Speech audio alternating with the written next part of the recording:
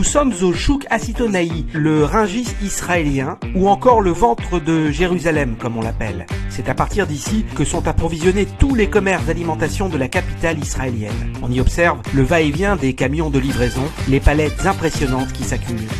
Et puis, sur les coups de 9 heures, un spectacle pour le moins inattendu.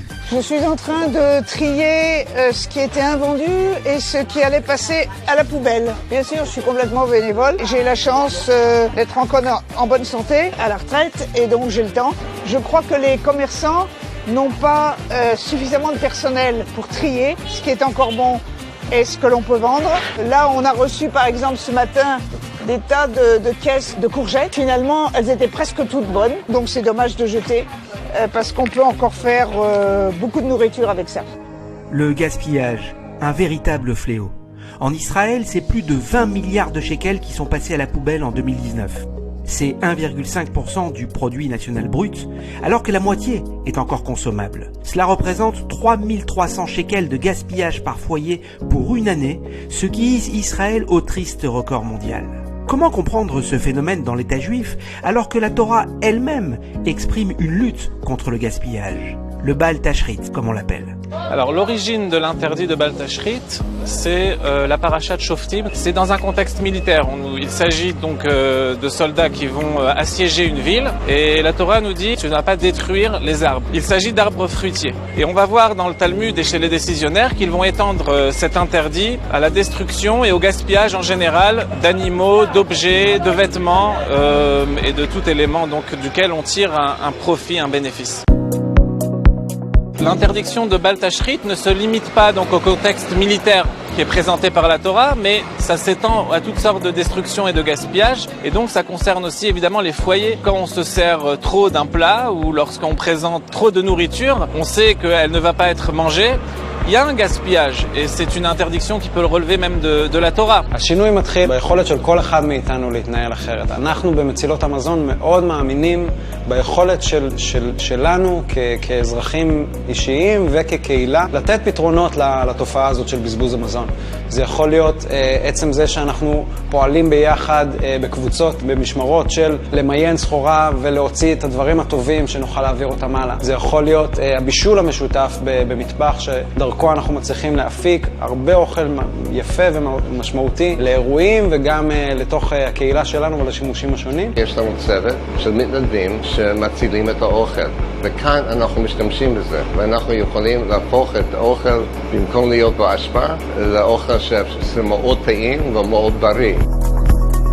מה שקורה כאן בשוק הסיטונאי, מתוך 10 טון שמיועדים להיזרק מדי יום, אנחנו מצליחים ביום פעילות אחד להגיע קרוב לטון, וכמובן אנחנו חולמים על יותר ויותר ולהצליח למנוע עוד בזבוז. יש לנו משפחות שאנחנו תומכים בהן מדי שבוע, היום אנחנו מדברים על קרוב ל-400 משפחות שמקבלות מאיתנו סחורה טריה להגדיל את הביטחון והחוסן התזונתי שלהם.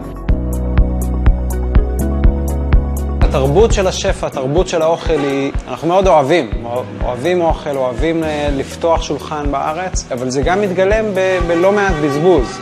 אם הממוצע בעולם הוא סביב ה-33%, אנחנו בישראל קרובים ל-38-39 ואפילו 40%, תלוי לפי החישובים השונים. לא כולנו מבינים את המשמעות של הבזבוז מזון הזה. Du moment qu'on ouvre ses yeux et qu'on comprend que ça dépend surtout de nous et qu'on a beaucoup de choses à faire pour éviter ce phénomène. איך אני מתנהל בבית שלי? האם אני קונה בדיוק את מה שאני צריך או שאני קונה יותר מדי? האם אני משתמש במשהו שהוא אולי קצת רך יותר ואני נזכר להשתמש בו בזמן? S'il y a des choses qui sont en bon état et qui peuvent être données à d'autres, ça peut être consommé par soi-même. Il est évident que c'est interdit de le jeter et de le gaspiller.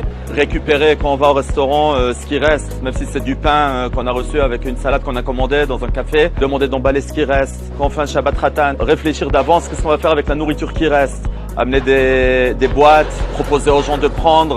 Mais il y a aussi une mitzvah d'aller vers ceux qui en ont besoin et chercher éventuellement donc des gens qui peuvent récupérer ces pains, ces salades, enfin tout ce qui peut être, qui est en bon état et qui est susceptible d'être consommé. פתחתי קבוצת וואטסאפ בשם עולם חסד ייבנה. נרשמו אצלי 130 משפחות. הייתי מגיעה לפה כל שבוע, מעמיסה את הרכב ומורידה בבית שמש. הייתי עושה חלוקה של כל הירקות האלה. נשים היו באות, לוקחות, שולחות לי מתכונים, מה הם עשו, ואיך הילדים שלהם מרוצים ונהנים, וברוך השם זה גדל וגדל לאט לאט.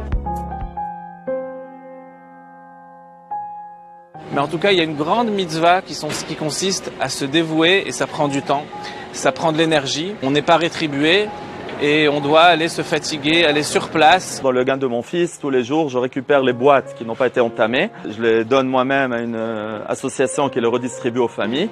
וזה נתן לי כוח עצום, הכוח של הנתינה הוא דבר מדהים, פשוט מדהים. אנחנו יכולים להציל מה שיש, שזה עדיין טוב, זה עדיין בסדר, ואנחנו יכולים להפוך את זה לארוחות.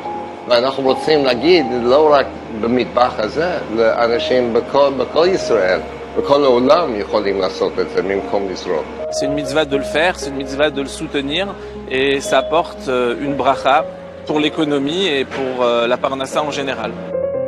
La lutte contre le gaspillage inscrite en lettres de feu dans la Torah, une mitzvah à la portée de tous, souvent négligée car méconnue. L'exemple inspirant de Itaï, Ira, Ifra, René et Emmanuel donne à réfléchir pour avoir un débit alimentaire en accord avec les préceptes de la Torah. À présent, c'est à nous de jouer.